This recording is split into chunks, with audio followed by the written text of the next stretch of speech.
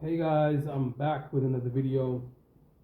Today we're going to talk about Somaliland, Somalia, Egypt, the troops in Egypt, Hassan Sheikh Mohamud, the president of Somalia.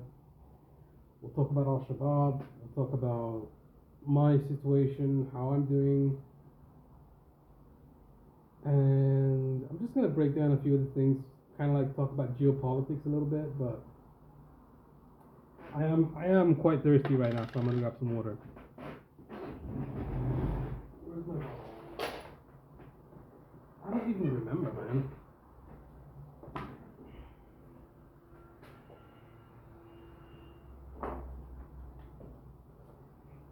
God damn it, man. God damn it. Damn it. Why do I always have bullshit here?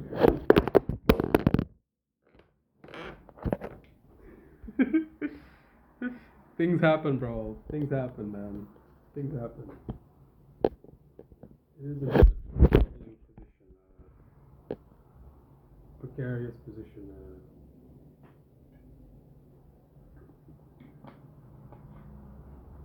Maybe. But yeah. I mean, we have Hassan Sheikh. We have a fucking idiot as president. I mean, I don't know. Can I really like expect the guy to fix everything about Somalia? Like, come on, man. That's a pipe dream, man.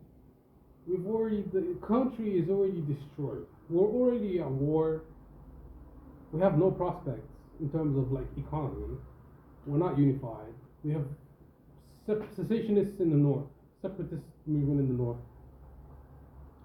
In the south, we have terrorists running everywhere. Jublan, we have terrorists. Ismail, we have all over the place. A weak central government, a neighboring country that's aggressive like Ethiopia that wants to annex the north of our country and take the land and the sea and everything. They're doing an MOU with the separatists. That's why we needed the Egyptians on our soil. Don't you guys understand anything about geopolitics? Like, you think everything is like, no, we shouldn't have any foreign troops on our soil. I agree with you. I agree. I agree we should have no foreign troops on our soil. Look at this nice little 20 cents, 20-cent coin here. But I agree with you guys, man. I think that we do need to get rid of every foreigner out of our lands. Like every single foreign troop out of our lands. Right now we've got AMISOM there, we've got Ethiopian troops there, we've got Burundi troops there, we've got Kenyan troops there, we've got Ugandan troops there. What are they doing? They're raping the women, they're committing crimes, running around, unchecked, doing whatever they want. No high authority to have any responsibility to. They can just kill civilians, get away with it, rape women, get away with it, rape men in some instances, get away with it. So in the long term, obviously I would like if I had the option to just click my fingers like that, obviously I would change a lot of things about Somalia. But we don't have that luxury. We don't have the power to just change all of our problems and make everything perfect. You know, it doesn't work like that, guys. Like, you guys are living in some kind of like utopia where you think that everyone lives kumbaya and all that shit, but it doesn't really work like that. We have to bring in 10,000. Now, what's the reality on the ground? The reality on the ground is that right now, the only republics, like the only states that are, there are no unified republics. There's no unified state. There's no unified government. There's only Hassan Sheikh, who was picked by those people that are neighboring countries, Ethiopia, America, Britain, Europe. They're the ones that pick our leaders, and we don't pick them. It is quite fucked up to think about, though. Like, I mean, all of our leaders are puppets, bro. Hassan Sheikh's a puppet. The whole government's puppets, full of puppets. They don't care about the country. They only care about their clan interests. You know, I've looked more into everything. Like, I've really researched and done my time looking at Somalia, and we're already destroyed. We're already a failed nation state. So what do we really have to lose at this point? I mean, the worst that could happen has already happened, bro. The Ethiopians already invaded in 2000. What's the worst that can happen? They'll invade again. So what? They invaded before. They went back. They'll try again. Okay, sure, but that's the worst they can basically, threaten us with. They're angry because the Egyptians are going to be coming to Somalia soon. 10,000 Egyptians are going to be deployed to Somalia. Why? Because we want to rotate those Ethiopian troops out of our country because they're signing an MOU with Somaliland. Man, I really, really am starting to hate those secessionists in the north, man. I'm starting to think that we should have some type of military action against them. But that's me talking, that's the emotional side talking, When I come back to reality, I start to think, okay, probably don't want to antagonize them too much because that would give them legitimacy. Like the West would legitimize them if we attack them. But yeah, man, it's not looking good for us as a state. Worst case comes to worst, we get annexed by Ethiopia. Somalia ceases to exist, and we become puppets. We all become puppets of Ethiopia. Somalia ceases to exist, and we cease to exist as well. Because if Somalia ceases to exist, we also cease to exist. I mean, some of us have dual citizenship in different European countries. How many hundreds of thousands of Somalis fled Somalia following the 1991 civil war? A million, 2 million. A lot of them went into neighboring refugee camps in Kenya and Ethiopia. Yeah, a lot of the Somalis following the 1991 civil war ran into Kenya, they ran into Ethiopia, they ran into, I don't know, Uganda. The refugees from the war. I'm talking about the refugees from the 1991 war. They all fled to the neighboring countries, then they went to Europe because they wanted a better life for their children and their families. My family didn't do that. They went to Italy, then my father became the military, then he repatriated my mother from Somalia to Italy, then from Italy to the Netherlands, and they eventually got citizenship. So a long road.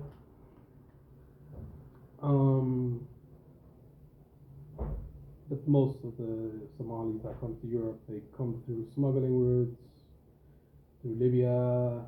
Some of them even go through South Africa. When they want to go to America, they go to South America first, and then they smuggle their way all the way up to America.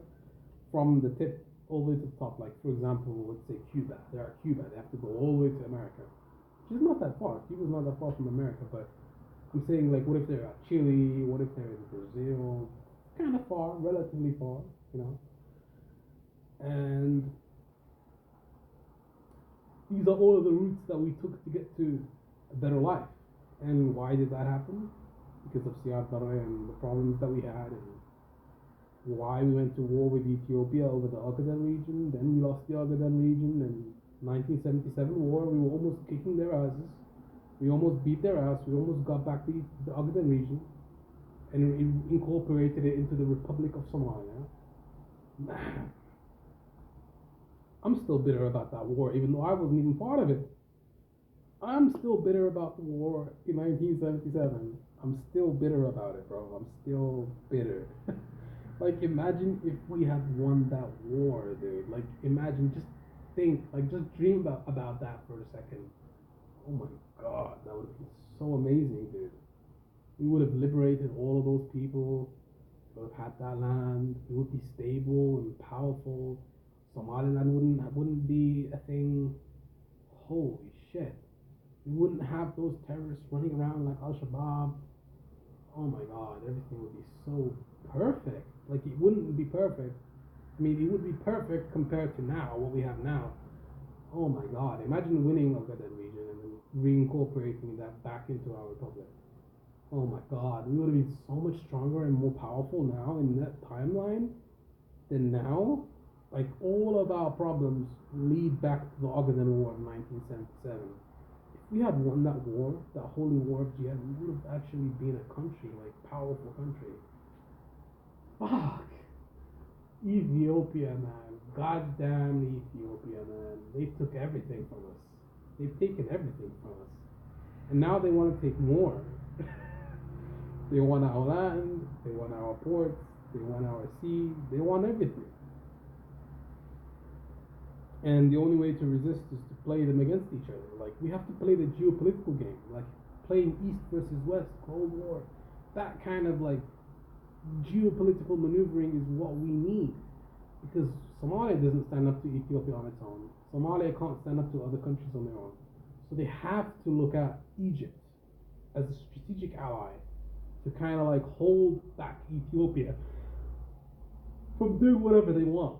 I mean, they're still going to do what they want, but they can't do whatever they want. I mean, they're still going to try to do stuff, but they cannot do whatever they want. That's what I'm trying to say. Like, Egypt is going to kind of like be like they're kind of like the stopgap for Ethiopia. They're the people that will say, hey, Ethiopia, if you do this, then this will be met with a countermeasure and this and that. They will heed the Egyptians' warnings more than our warnings, because Egypt is much more powerful than Ethiopia militarily. So, yeah, I mean, we have a lot of problems, you know. Just, I'm still bitter about that war with Ethiopia, though, because if we had won, like, imagine all the endless possibilities of what we could be now, you know. But yeah, just, you know, drink that bitter drink. I've already drank it. We all drank that bitter drink that we had to accept that Ethiopia won that war. Like, we've already drank that drink. That bitter, poisoned cup. We drank it. We had to. We had no choice. The Soviet Union was arming Ethiopia. They sent over 15,000 Cuban troops. They sent Yemeni troops. They sent heavy artillery. They sent F-6, F-30. They sent Su-22s. They sent fighter jets. They sent everything, bro. They sent a behemoth. A behemoth, bro. A behemoth. And we had no choice but to surrender in that framework. We didn't surrender, we just gave up the land because we were going to lose the war, and a third of our army got killed. 33% of the army got destroyed. 33%. And half of our air force was destroyed. Yeah. Man, it was a very difficult time. And the effects of that war are still reverberating throughout our society, and it's the reason why we're refugees, why we're in Europe and shit like that. But sucks, you know, sucks. I don't know about do my own thing, you know. I like to do my own thing, bro. Sometimes I'm not the most perfect Muslim. I'm gonna be honest with you guys, man. Like, I'm gonna be honest with you guys. It is what it is. I like to smoke sometimes. I like to drink alcohol here and there. To be honest, I don't even like alcohol. But the last time I had a drink was like fucking 2 months ago. I tried sleeping with this girl. Didn't work out. It didn't work out, bro. I mean, it is what it is. I'm not like tripping about it. But anyways, guys,